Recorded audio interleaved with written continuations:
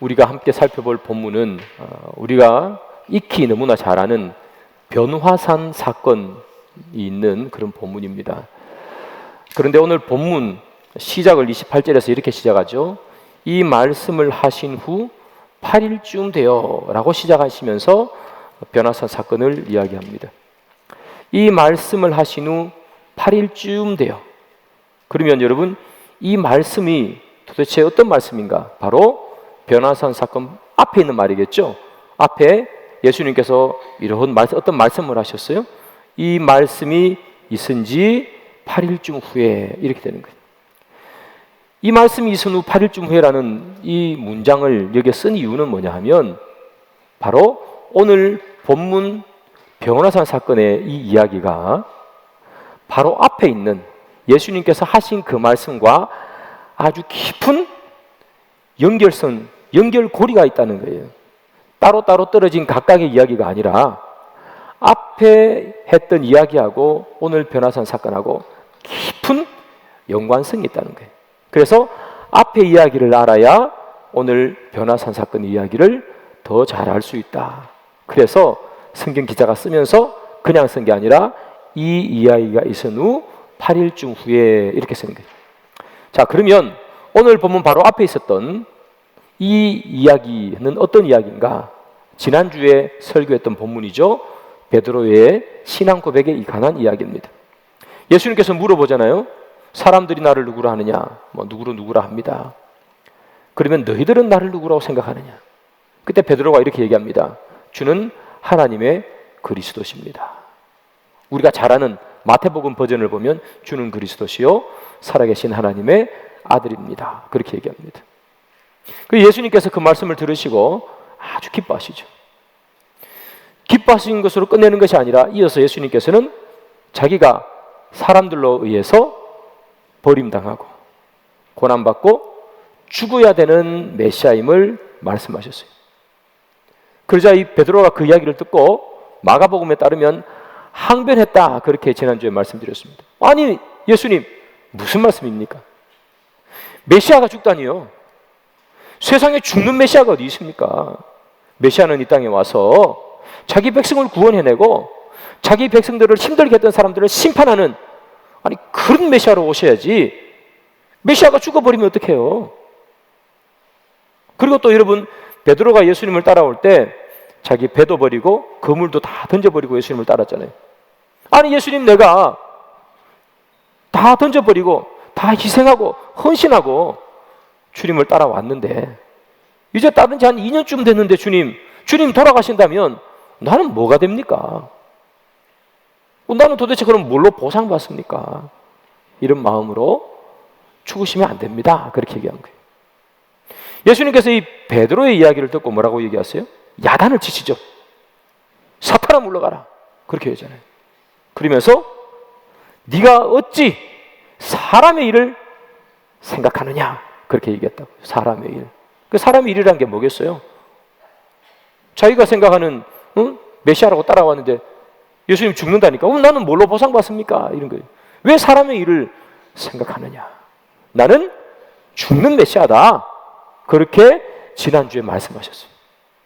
이 이야기가 있은 후 8일쯤 됐단 말이죠. 오늘 본문이. 예수님께서 제자들을 데리고 산에 올라가셨습니다. 흔히 우리가 변화산이라 그렇게 부릅니다. 이 산이 어떤 산인지는 정확하게는 잘 모릅니다. 학자들마다 의견이 분분합니다. 어쨌든 산에 올라갔습니다. 베드로와 야고보와 요한 3명을 데리고 가셨죠. 예수님께서 한참 기도하시는데 그의 모습이 변형이 됐습니다. 말할 수 없는 영광스러운 막 빛이 나는 그런 모습으로 변화됐습니다. 예수님의 몸이 변화되자마자 또 어떤 일이 일어나는가 하면 우리가 구약 성경을 통해서 듣기만 했던, 베드로 입장에서는 또 산에 갔던 그 3명의 제자들의 입장에서는 늘 듣기만 했던 위대한 선지자 모세와 엘리야가 나타났어요. 갑자기. 얼마나 영광스러운 장면입니까? 예수님의 모습은 변화되고 늘 귀로만 듣던 모세와 엘리야가 나타난 거예요. 얼마나 놀랐겠습니까? 그런데 여러분, 주님의 모습은 왜 변형되고, 그때 모세는 왜 나타나고 엘리야는 도대체 왜 나타날까요? 그 많은 선지자 중에서 왜 하필 이 두 사람이 나타나는 걸까요? 이유가 있을 겁니다. 그냥 나타나는 게 아니고 말씀해주고 싶은 이유가 있는 거죠. 그러면 왜 나타나는지 함께 살펴봅니다. 모세가 왜 나타나는지 먼저 살펴봅니다. 자, 예수님께서 변화산에서 기도하고 계시다가 모습이 변했습니다. 어떻게 모습이 변했는지 오늘 본문은 기록하고 있죠. 우리 한번 보겠습니다. 29절이죠. 기도하실 때에 용모가 변화되고 그 옷이 휘어져 광채가 나더라. 그렇게 기록하고 있습니다. 그 몸이 휘어져서 광채가 났습니다. 하얗게 광채가 난 거예요. 그런데 오늘 이 본문보다는요, 마태복음을 보면 조금 더 자세하게 변화된 모습을 기록합니다. 마태복음을 한번 봅니다. 17장 2절이죠. 그들 앞에서 변형되사 그 얼굴이 해같이 빛나며 옷이 빛과 같이 휘어졌더라. 얼굴이 어떻게 돼요? 얼굴이 해같이, 옷에 막 빛이 나요. 여러분, 우리가 해를 보거나 밝은 빛을 우리가 딱 보면 잘 제대로 볼 수 있어요, 없어요? 제대로 못 보죠. 그래서 뭐 선글라스를 끼거나 뭐 그런 거 아니에요. 똑바로 못 쳐다본단 말이죠. 예수님의 모습이 막 엄청나게 밝아졌다, 그렇게 생각하시면 안 됩니다. 글로 쓰다 보니까 그렇게 쓴 거예요. 예수님의 모습은 글로 쓰기 때문에 저렇게밖에 못 쓴 거지, 영광스러운 광채는 글로 쓰기 힘들었을 거예요. 너무나 밝고 영광스럽다 보니까 쓰기를 해처럼 빛처럼 빛났다, 그렇게 썼을 뿐입니다. 해와 빛보다 아마 더 밝은 모습으로, 영광스러운 모습으로 변했을 거예요. 근데 사람들이 하는 말이 한계가 있으니까 저렇게 썼을 뿐이에요. 여러분, 저 모습을 보고 제자들이 어떤 느낌을 가졌을까요? 와, 멋지다, 이게 아니고요, 33절에 보면 무서워했다고 기록합니다. 무서워했다. 안 그렇겠습니까, 여러분? 사람의 모습이 갑자기 변형돼 가지고 회처럼 밝게 빛났어요. 그런데 거기다가 갑자기 모세와 엘리야가 나타났어요. 무섭지 않을 사람이 어디 있겠습니까? 모습은 밝은 해처럼 빛나고 그것을 보고 무서워했어요. 근데 여러분, 이 변화산에서 일어났던 이 사건과 아주 흡사한 사건이 구약 성경에 나타납니다. 어디에 나타나느냐? 출애굽기에 나타나요. 34장 29절이에요. 다 같이 한번 읽어볼까요? 자, 시작. 모세가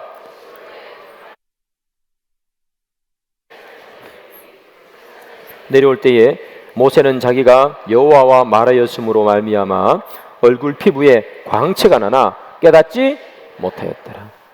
구약 성경 어디에서 똑같은 일이 벌어진다고요?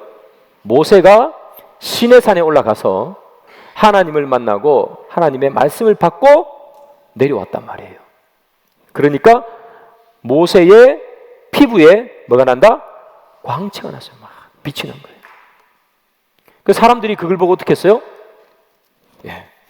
29절인데 30절에 보면 두려워했다, 그렇게 두려워했다. 예수님과 너무 비슷하죠? 예수님도 변형되고 해같이 빛나고 그걸 보고 무서워했어요. 출애굽기도 보면 모세의 얼굴이, 모세의 피부가 막 광채가 나고 여기 몸에서 막 번쩍번쩍 광이 나니까 여러분 얼마나 사람들이 무서웠겠습니까? 그래서 무서워했다, 그렇게 기록해. 자, 여러분, 이 변화산상의 사건, 이 사건을 놓고 그래서 많은 신학자들이 모세와 예수님을 비교해요. 어떻게 비교하느냐? 모세는 그 피부에 광채가 났죠. 예수님은 피부에서 광채가 나는 그것을 뛰어넘는 질적으로 아주 달라요. 모세는 광채가 났지만 예수님은 어떻게 돼요? 모양 자체가 변형이 돼요. 모세는 자기 몸이 있는데 이게 피부에 광채가 났을 뿐이잖아요. 예수님은 그의 모습 자체가 변해버렸어요. 그래서 인간의 몸을 입고 있지만 그 순간에서만큼은 인간의 모습이 아닌 말로 표현할 수 없는 영광과 존귀의 모습으로, 사람이 글로 표현해도 할 수 없을 만큼 영광스러운 모습으로 변해버렸단 말이에요. 그래서 이 모세의 광채가 나는 것, 예수님의 변화된 것은 비슷하지만 질적으로 완전 차이가 있는 거예요. 그래서 달라스 신학교에 있는 이 데럴 버기라는 아주 유명한 신학자가 있습니다. 이 사람이 이 본문을 어떻게 해석하는가 하면 이렇게 해석합니다. 이 본문에서 예수님은 제2의 모세다. 제2의 모세. 그러나 예수님의 이 변형되는 것은 모세의 광채라는 건 질적으로 다른 거잖아요. 그것처럼 제2의 모세지만 그러나 모세를 능가하는 존재임을 이 변화산에서 보여준다. 그렇게 기록해요. 그렇습니다, 여러분. 예수님은 제2의 모세지만 그러나 모세를 능가하는 모습으로 보죠. 이 말이 무슨 말인가 하면 예수님은 제2의 모세다. 즉 모세의 역할을 하러 이 땅에 왔다는 거예요. 그러나 모세를 능가한다는 얘기는 모세가 가지고 있던 한계를 뛰어넘는 분이다. 그렇게 말하는 거예요. 그러면 모세의 역할은 뭐고 모세의 한계는 뭘까? 여러분, 모세의 역할은 뭐죠? 이스라엘 백성들을 데리고 출애굽시킨 게 모세의 역할이죠. 그 당시 이스라엘 백성들은 애굽에서 바로의 종으로 살았습니다. 하루 종일 쉴 틈 없이 고된 노역에 빠져 있었습니다. 종인데 뭐 잘 대해줬겠습니까? 그때 인권이 어디 있었겠어요? 되는 대로 일 시키고 가능하면 적게 밥 주고 뭐 그러지 않았겠어요? 엄청나게 일을 시켰단 말이에요. 그래서 이 구약 성경을 보면 이스라엘 백성들이 너무 괴로워서 막 소리 지르는 거예요. 아우성 치는 거예요. 하나님께서 그 소리를 들으시고 그들에게 구원자를 보내주시는 거죠. 그래서 모세가 나타나서 그들을 애굽 왕 바로의 손아귀에서부터 건져내는 거예요. 종에서부터 자유인으로 바꿔주는 거죠. 예수님의 역할이죠. 우리는 죄와 사망의 종살이하고 있습니다. 그 아래에 놓여 있습니다. 그래서 우리는 늘 사탄과 마귀의 권세 아래서, 공중 권세 잡은 자의 권세 아래서 살았던 자들이 우리입니다. 그래서 우리는 선한 것을 행한 적이 없고 언제나 그 아래서 아우성치며 살았습니다. 그런데 예수님께서 이 땅에 오셔서 마치 바로의 종에서부터 출애굽시켜서 건져내듯이 모세가 한 역할처럼 주님께서 이 땅에 오셔서 우리를 죄와 사망의 권세로부터 끌어내시는 거예요. 그것이 예수님의 역할이라는 거예요. 그러면 모세의 역할처럼 예수님이 그런 역할을 했다면 모세를 능가하는 것은 무엇인가 하는 거죠. 여러분, 모세가 출애굽을 시켰지만 그러나 모세의 한계는 뭐냐? 모세가 이스라엘 백성들을 가나안에 넣어줍니까? 못 넣어줍니까? 못 넣어주죠. 모세가 이스라엘 백성들을 이끌고 가나안에 들어갑니까? 못 들어갑니까? 못 들어가죠. 모세는 가나안 직전에서 어떻게 돼요? 죽었어요. 모세의 죽음이 이스라엘 백성들을 가나안 땅에 넣어주는 것과 아무런 관련이 없죠. 모세는 그냥 죽고 말았습니다. 한 인간일 뿐이니까. 그러나 예수님이 모세를 능가한다는 것은 예수님께서는 불쌍한 죄와 사망의 권세 아래에 있는 우리를 끄집어냈을 뿐만 아니라, 끄집어낸 것으로 끝낸 것이 아니라 우리를 어디에로 넣어줘요? 하나님의 품으로 우리를 넣어주는 것까지 예수님께서는 하더란 말이에요. 모세가 하지 못했던 것, 끄집어내지는 했지만 넣지 못했던 것을 예수님께서는 모세보다 뛰어나시고 모세보다 훨씬 영광스러운 분이시기에 끄집어낼 뿐만 아니라 집어넣는 것까지 주님께서는 하시더라는 거예요. 그러면 이 모세는, 예수님은 어떻게 모세와 달리 죄와 사망의 권세 아래에 있는 우리들을 주님의 품으로 인도할 수 있느냐? 어떻게 인도하느냐 말이죠. 오늘 본문 31절이죠. 영광 중에 나타나서 장차 예수께서 예루살렘에서 별세하실 것을 말할세, 이렇게 기록합니다. 영광 중에 나타났어. 이 말은 주님께서 모습이 변형됐는데 모세와 엘리야가 나타났다는 얘기예요. 모세와 엘리야가 주님의 그 영광 가운데 나타나서, 이 말이죠. 무슨 얘기를 하는가 하면 예수님께서 예루살렘에서 별세하실 것을 말하고 있다. 별세가 뭐죠? 별세는 떠난다는 의미입니다. 즉 죽는다는 그런 의미겠죠. 모세와 엘리야와 예수님께서 변화산에서 무슨 이야기를 하는가 하면 예수님이 십자가에서 죽는 얘기 한다는 거예요. 죽어야 된다. 그것이 그리스도 언약의 성취라, 뭐 그런 얘기였겠죠. 자, 그러면 여러분, 모세와 달리 예수님은 어떻게 죄와 사망의 권세 아래에 있는 우리들을 주님의 품으로 인도할 수 있을까요? 별세하심으로, 죽으심으로.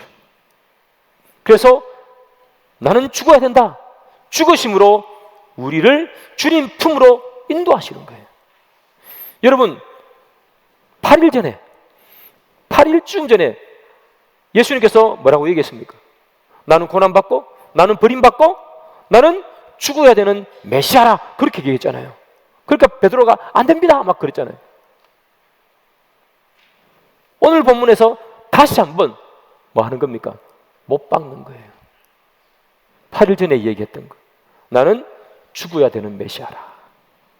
그리고 8일 후에 산에서 예수님께서 모습이 변형되시면서 하시는 말씀이, 나는 이렇게 영광스러운 모습으로 변화되는 메시아지만, 그러나 내 목적은 영광을 받는 것이 목적이 아니라 모세처럼 너희들을 이끌어내고 너희들을 주님 품으로 인도하는데, 어떻게?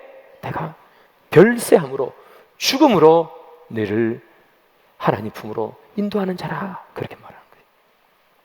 그래서 여러분, 방금 봤던 저 본문 있죠? 31절 본문 보면 별세한다 그렇게 되어 있어요.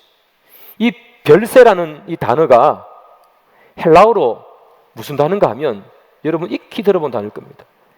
엑소돈이라는 단어입니다. 엑소돈.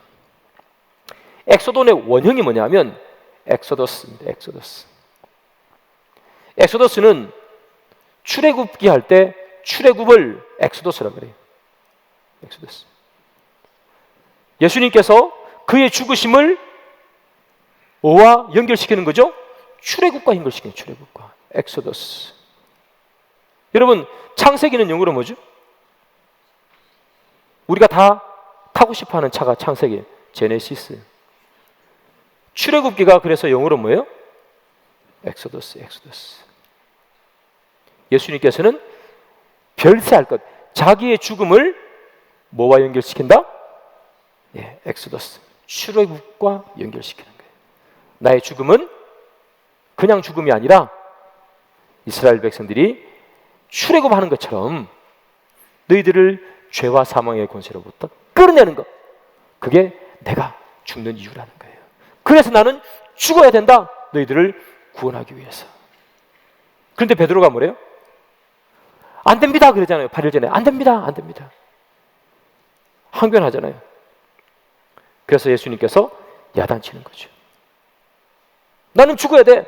그리고 오늘 본문에서 다시 한 번 더 자기가 이렇게 영광스러운 메시아임에도 불구하고 나는 죽는다, 못을 땅 박는 거죠. 나는 죽으러 온 메시아야. 사랑하는 여러분, 우리가 변화산에서 보는 것처럼 우리 주님께서는 말로 표현할 수 없을 만큼 영광스러운 분이시고, 그 영광은 마치 우리가 눈뜨고는 볼 수 없는 해처럼 밝게 빛나는 그런 영광의 모습이 우리 주님의 모습입니다. 그런 영광의 주님께서 우리를 위해서 죽는다는 거예요. 주님께서 그의 영광을 다 버리고 죽어요. 왜 그런 주님께서, 그런 영광스러운 주님께서 우리를 위해 죽을까요? 왜 십자가의 길을 갈까요? 그건 다른 이유가 없습니다. 자기의 사명이기 때문입니다. 이게 나의 사명이라.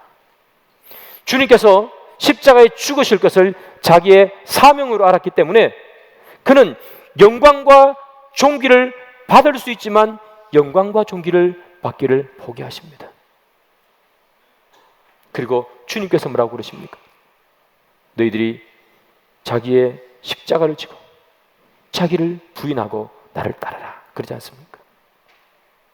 예수님께서 영광과 존귀와 권세를 포기하시고 자기의 십자가를 지시고 자기를 부인하는 인생을 사셨어요.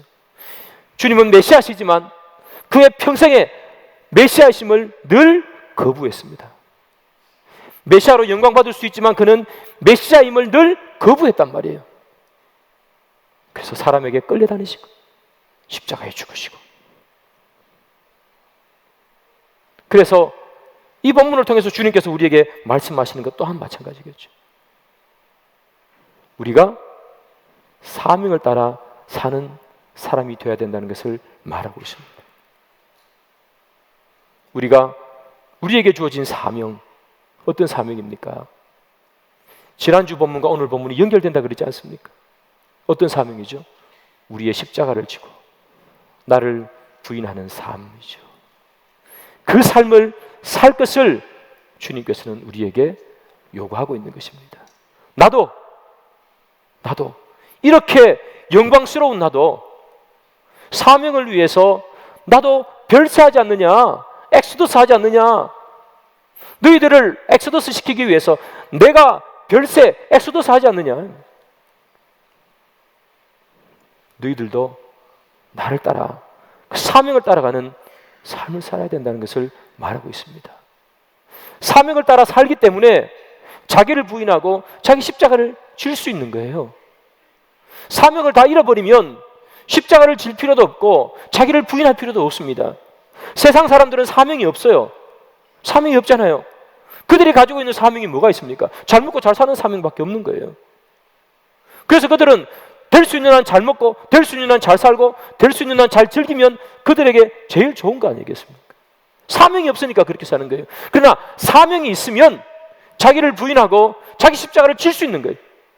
바울이 사명이 있으니까 자기를 부인하고 자기 십자가를 지지 않습니까? 그래서 우리도 마찬가지입니다. 어떻게 하면 우리가 우리의 십자가를 지고 나를 부인하며 살 수 있을까? 내 사명을 잊지 않는 거예요. 성도로서의 사명을 잊지 않는가? 그때 우리는 십자가를 지고 나를 부인하며 살 수 있는 것이겠죠. 그러면 여러분, 사명 따라 십자가를 지고 자기를 부인하며 살아가는 인생을 살면 주님께서는 우리에게 무슨 좋은 것을 주시고 무슨 복을 주시고 어떤 약속을 하시느냐, 오늘 본문에 나와요. 35절이 구름 속에서 소리가 나서 이르되 이는 나의 아들 곧 택함을 받은 자니 너희는 그의 말을 들으라 하고. 나의 아들 곧 택함을 받은 자. 여러분, 누가 나의 아들이고 누가 택함 받은 자입니까? 사명 따라 사는 자입니다. 자기를 부인하고 십자가를 지는 사명 따라 살아가는 사람이에요. 그 사람이 나의 아들 택함 받은 자입니다. 우리가 사명을 위해서 사명을 잊지 않고 자기를 부인하고 십자가를 지는 삶을 살면 주님이 우리에게 주시는 축복이 뭐예요? 너는 내 아들이라. 너는 내 아들이라. 그 축복을 우리에게 주시는 거예요. 너는 내 아들이라. 내가 너를 낳았노라. 사랑하는 여러분, 이 복보다 더 큰 축복이 어디 있어요? 여러분, 이 땅에 사는 큰 집 한 채와 주님으로부터 너는 내 아들이라 불리는 이것과 비교할 수 있습니까? 크고 좋은 차와 너는 내 아들이라 이렇게 불리는 것과 비교할 수 있습니까? 큰 집도 좋고 큰 차도 좋지만 주님의 아들로 불리는 것과는 너무나 차이가 있는 것 아니겠습니까? 사랑하는 여러분, 여기 계신 우리 모든 성도님들이 주님의 사명을 따라 살기를 바랍니다. 주님께서 그런 우리를 위해서 마치 십자가의 어린 양처럼 돌아가셨던 사실을 여러분 기억하시고 사명 따라 사는 여러분, 그때 주님께서 너는 내 아들이라 말씀해 주시는 복을 누리기를 소망합니다.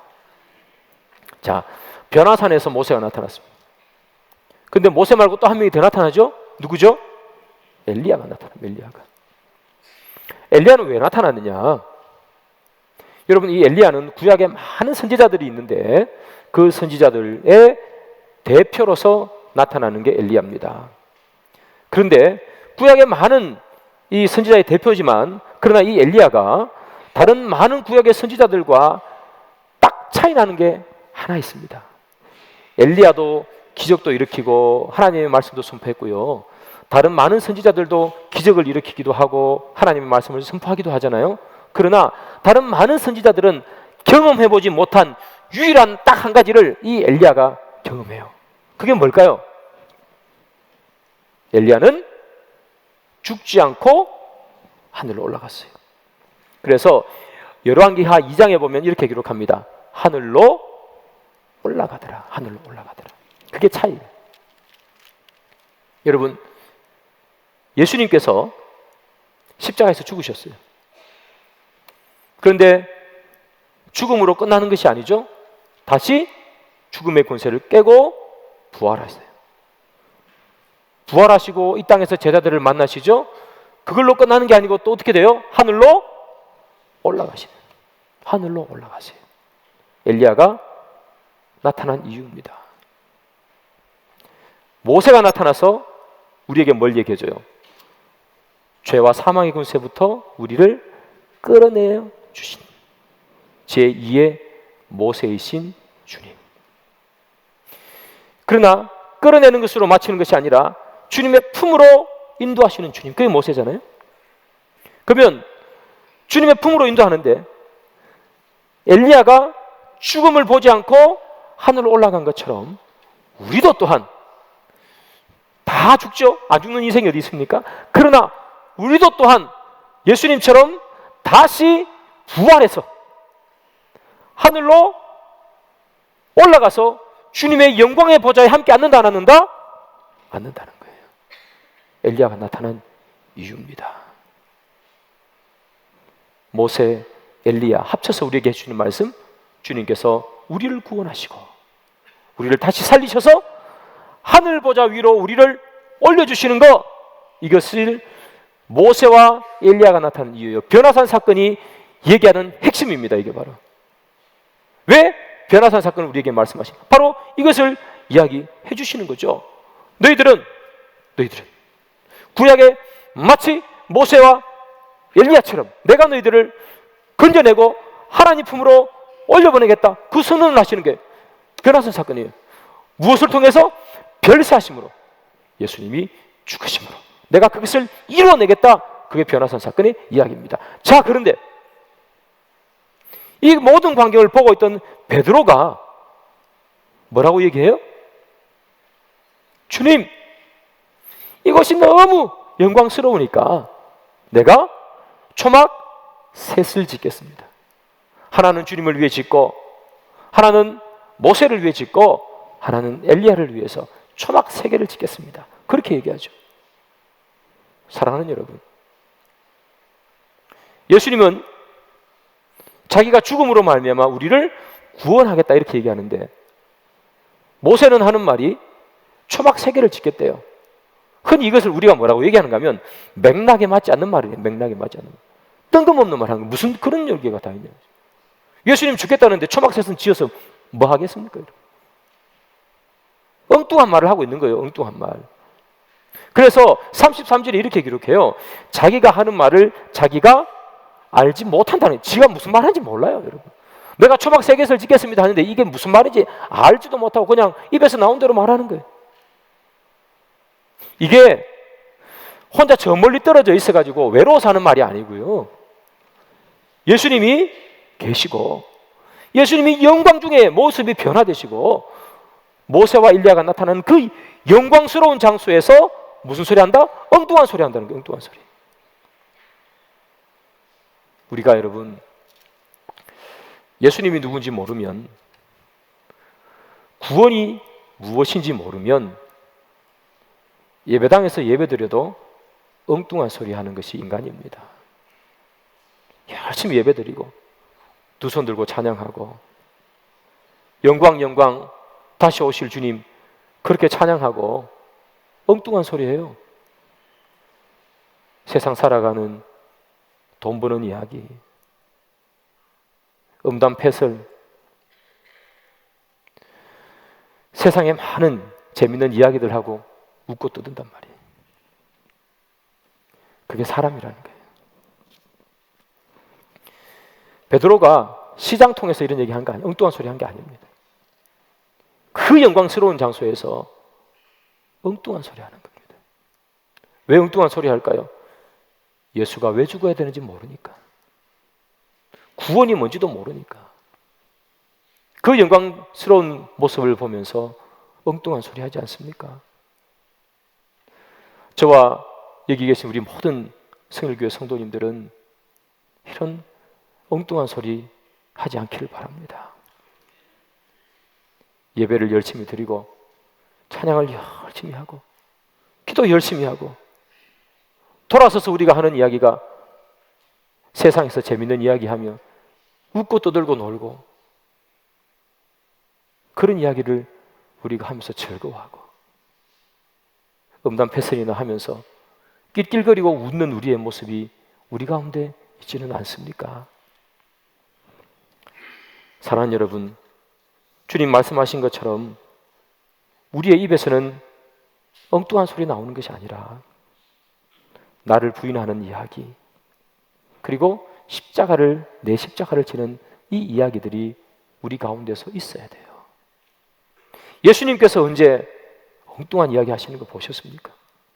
예수님께서는 그의 인생을 사시면서 계속해서 하시는 말씀이 자기를 부인하는 얘기를 하시는 거잖아요.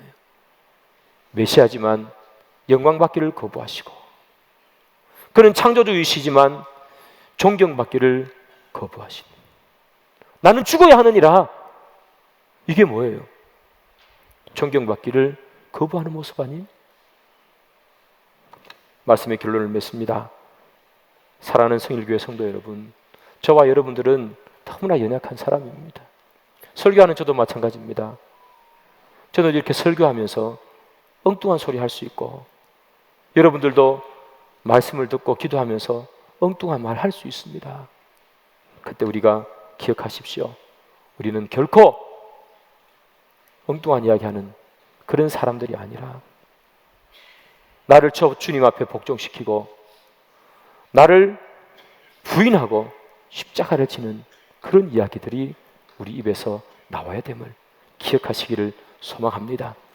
그때 주님께서 우리에게 어떤 상을 주십니까? 너는 내 아들이라, 내 택함 받은 자라.